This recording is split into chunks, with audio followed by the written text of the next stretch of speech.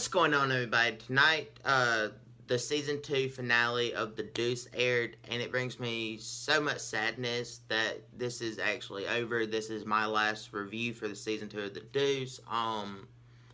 It has been a lot of fun for me to watch the show and review it for you guys. The conversations that we've had, just so much good times and like so much information about what actually went on in that time period from this one guy that commented and let me know because he grew up in the time period in New York at the time. So I really want to thank him and just everyone who followed me on this review series. I really do appreciate all the support. Hopefully you guys enjoyed it just as much as I did. But yeah, we are talking about episode 9 of season 2 of The Deuce tonight. And like always, there are spoilers in my reviews for this. All my TV shows series has reviews. Also, if you're new to my channel, welcome. Hopefully you guys are enjoying this and you enjoyed this video. And if you're watching the Mayans MC Season 1 or The Walking Dead Season 9, I do reviews for those two. Tuesday will be the season finale for the Mayans also. And then Walking Dead will be up later tonight. So, yeah. But without further ado, let's just dive right in.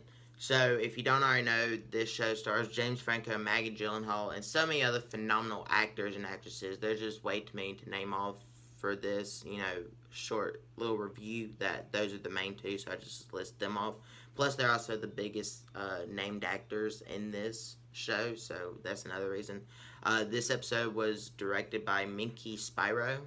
Hopefully I said her name right. I think I did. But, yeah, a lot went down in this episode, and a lot's been going down in the past couple episodes. This episode started off with the premiere of Red Hot. You got to see everyone that was involved with the film at this one location together.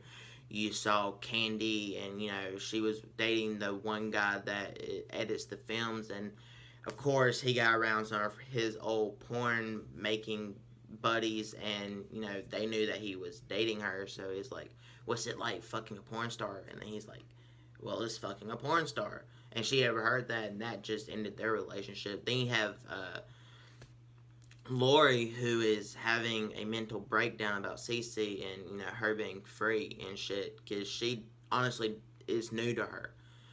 She's been with Cece for years, and he's such a possessive with his items, and he does not like to let go. So she knew that he wasn't actually going to let her go. And I really love the fact that we got to see Larry, who, is now a porn star and enjoying it, and he's finally enjoying his life more than, being this badass pimp. He has a really nice moment with her and, like, calming her down and telling him that, even if he does show up, he won't get in here. And if he does, you have nothing to worry about. And I really did like that. That was probably the first time that they've interacted, like, personally like that and kind of talked about their past.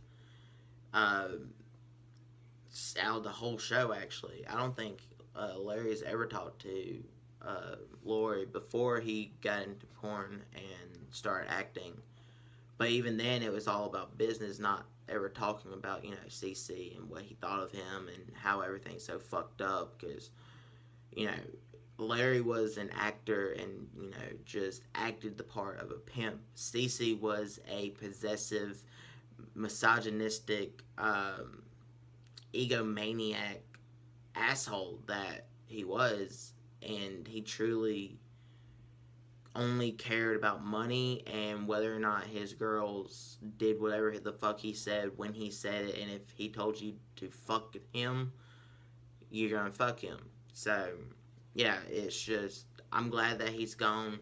But I really did enjoy, that whole storyline coming to an abrupt end. And then how it ended and it leading to this nice little moment with her and Larry. Then you have, Rudy and the other gang mobster person. They found out that they're both involved in Red Hot, and Candy's partner, I can't remember his name right now, the one that lost all the Harvey, yeah, he's like freaking out and kind of pissed that he's not gonna get any money off this movie because he had funded it, but he also raised money for it. But he was supposed to get 10%, but Frankie kind of screwed him over on that one, and now none of them really gets money. Candy's looking at it as positive, like they're gonna make a name for me.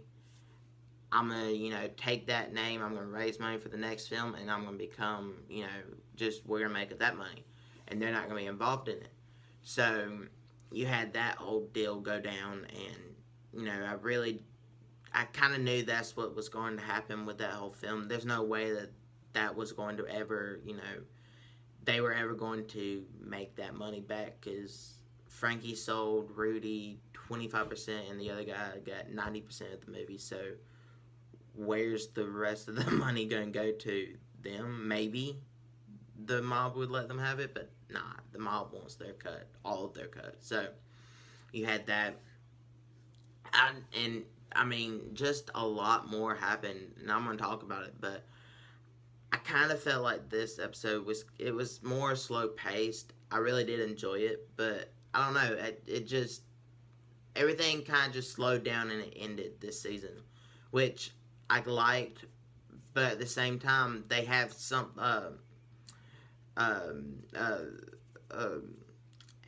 Angie? Ashley was killed, and they found her body. But when did she die? I don't remember her dying or who killed her. I don't remember that. Maybe they're going to go into that in the next season, because season 3 is going to be the final season of the whole show.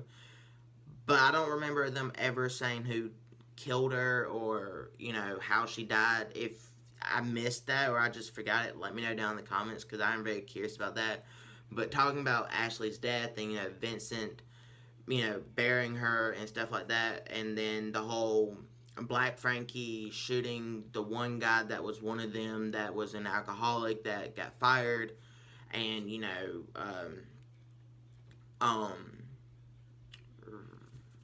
his brother-in-law, I slip in their names sometimes. Whenever I start recording, but then they just kind of, when I start talking about it, they just kind of fade away, and they'll come back. If you've been watching my show, my review series, you already know that. But yeah, I can't remember his name, but Vincent's brother-in-law, he was freaking out about the whole Rudy and killing one of their own. Because yeah, you can be in a mob war, but you're going against other people. He's not one of theirs.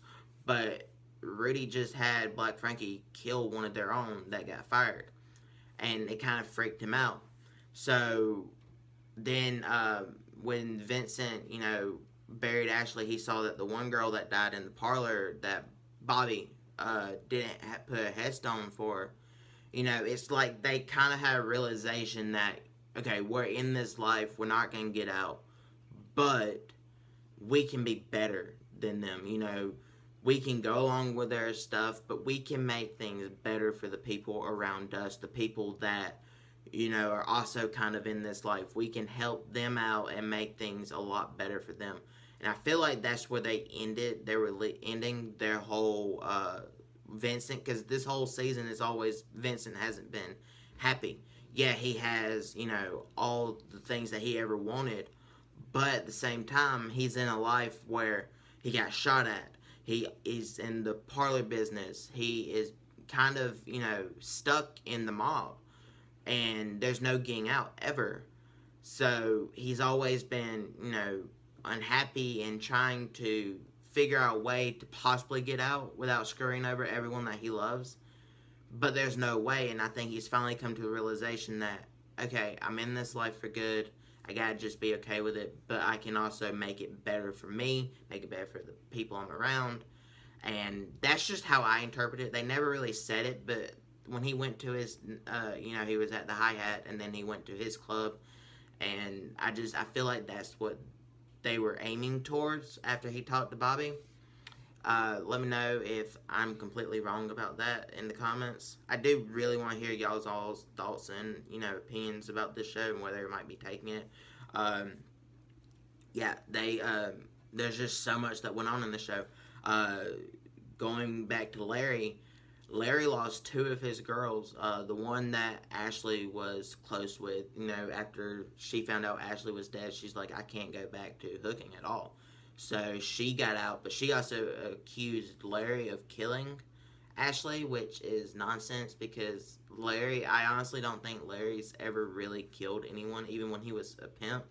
But now he's an actor, and well, he's always been an actor, but I don't think he didn't kill her for sure because he's one of those that yeah, he was playing the part of a pimp, but he also really cared about his girls, and he took their whole thoughts and stuff into considerations and their feelings. Like if it was raining and they didn't want to go out hooking, I honestly don't think he made them go out hooking. That's just something I always kind of thought and picked up. They never showed it, but after that whole in season one, where they showed the girl go out and she didn't want to hook in the rain because it was cold and wet, and she went to Cece, and Cece's like, "Bitch, you get your ass back out there," and he actually ends up stabbing her. Yeah, that's what made me realize that Larry was totally different from all the other pimps. And then Rodney's this strung out thing, which Rodney's gone now, so that's gonna fuck up with that one girl mentally because she just kind of left him. But at the same time, I think it's gonna free her up because she's also throughout this whole season she's had this like drug problem, and Rodney was the source of it. And every time she went back to Rodney, she got fucked up, and so I think that with Rodney out of the picture, she's going to be able to move on. Just like with Cece out of the picture, Lori's going to be able to move on because whenever Frankie told her, um, you know, she started crying because I honestly did think that Cece was she kind of loved Cece, but at the same time she saw who Cece was, and when she started smiling and kind of laugh crying, I realized right then that she was actually glad that Cece was dead and that now she can move on and not fear for her life. So, it showed her at the end going to California. Whether or not she actually, doesn't fall back into with another man because she got into a car with a man, I don't know. Hopefully she doesn't. Hopefully she can be independent on her own. Uh, and I totally just got sidetracked. But going back to Larry, Darlene left, which we always knew that Darlene was never going to stick around for hooking forever or be in porn. Just because she's really smart, she can read, she's going to college, she got a normal job, and I actually really liked their whole when she left because she tried sneaking out and then Larry came out and they had this nice little conversation, and I honestly think that Larry was proud of her, because she was right. He showed her the act of being a pimp, and once she did that, then she knew that he wasn't actually a pimp. It was all an act, just like hooking was an act. And her whole speech was beautiful, well written. And when he closed that door, I honestly thought that he was proud of her because she finally realized that, he always, I think, knew that she was meant for more than just hooking. And when she actually got the nerve of doing it, because he wasn't going to force her to leave and go out doing that, what she was meant to do. I honestly think that as time went on, he realized that mentally she had to know that she was capable of doing it on her own, being independent, not needing a man. And I feel like that's where they've been leading. Like, he's been kind of helping her out when she was helping him read lines for porn and stuff like that. I feel like that's kind of where they were leading things. And if I'm right about that, then that was just, well done and well executed. But if I'm wrong and, y'all don't think that he was happy about that, I'm open to knowing. That's how I interpret it. Am I missing anything? Paul, he got his theater, and I think he's back he's back with the mob. So that's going to be curious to, going back, because everyone's now with the mob, especially, everyone in the show actually is with the mob, except for the pimps. But the pimps, I don't think are going to be around anymore, because all the main pimps, Rodney's dead, Cece is dead, the one guy that the diner guy shot, he's dead, and then Larry's an actor. So yeah, those were the four main pimps from season one. So I think they're kind of getting away from the pimps and more into the porn, and which they've been doing for a while now. But Paul's back in with the mob, so everyone's in with the mob. And Candy tonight went on a talk show host. Went on a talk show, and she realized that even though that she got recognized and they put her name out there, they were still making fun of it as it's just porn. And you kind of tell she was getting pissed during the interview, but whenever they were all talking about the mob and how they all owned a portion of the movie, they she wasn't going to stud them, because this was honestly a time when everyone thought that porn was on the up and up, and it could be more than just porn. And honestly, it can be, because it can be tastefully done. Sex can be tastefully done in a movie, and I feel like this whole era is what led to that. So, Game of Thrones wouldn't have happened with all the sex and, tastefully done and, driving a plot and a narrative without stuff like this, this whole show happening. All this with the porn industry happening. And this show is depicting it really well.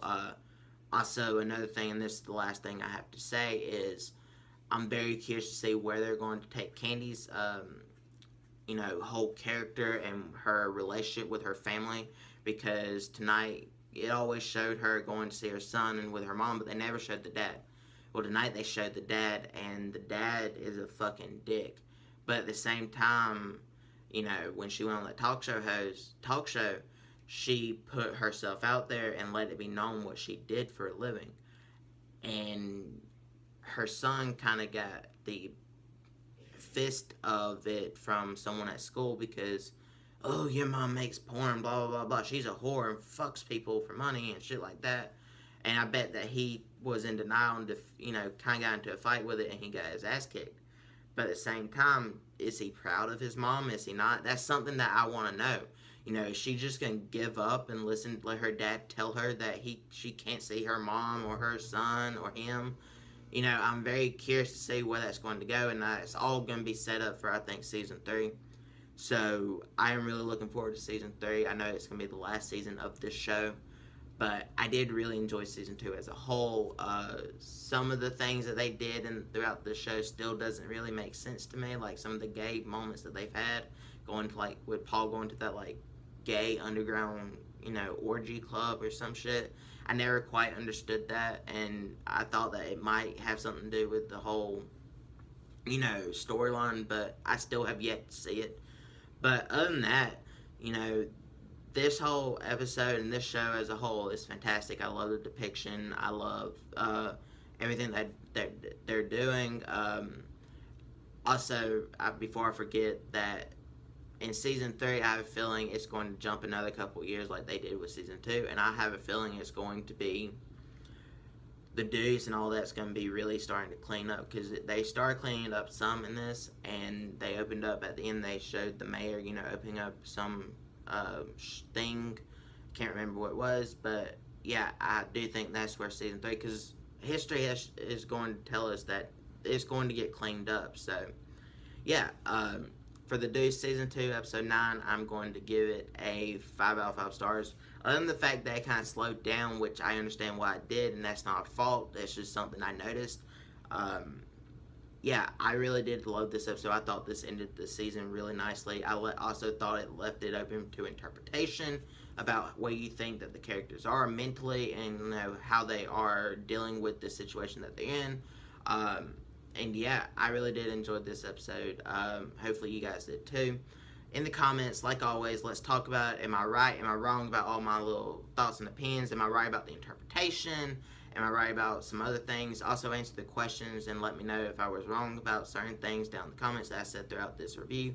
Also, if you have any other TV shows you'd like me to review for you guys, I am open to them, because with this ending, the mine's ending, I'm just about to have The Walking Dead, and that's going to be going on to the mid-season finale in a couple episodes, in a couple weeks actually. So yeah, I know winter comes around and all the shows kind of stop, but I do need more TV shows to watch, because it seems like you guys really enjoy them. So yeah, just give me some recommendations down in the comments below. And are you looking forward to season 3? How do you think they're going to go about it? But yeah, in the description I have links to my Instagram, Twitter, and Facebook pages for the channel. You can click on over there for updates on personal life, things I'm working on. I might have 2 things I might want to review, or some ideas. I might do like a poll or something. I go live over there. You can message me over there for, just carrying on a conversation with me. I gladly like to talk to every one of you. yeah, there's just, you never know what I'm going to do on my social media. I also give away like digital copies that I do. I give some out during my collection updates, and I post some over there. You never know what I might post. So if you'd like to keep up to date with the channel and me and stuff like that, then follow me over there. Also, if you like this video, hit that thumbs up button because it really does help me out. Also, share it with all your friends, family, everyone that you know, and even people that you don't know. And hit that subscribe button for more awesome content like this, and the little bell icon to be notified when I upload. And I'll catch you guys in the next one. Goodbye.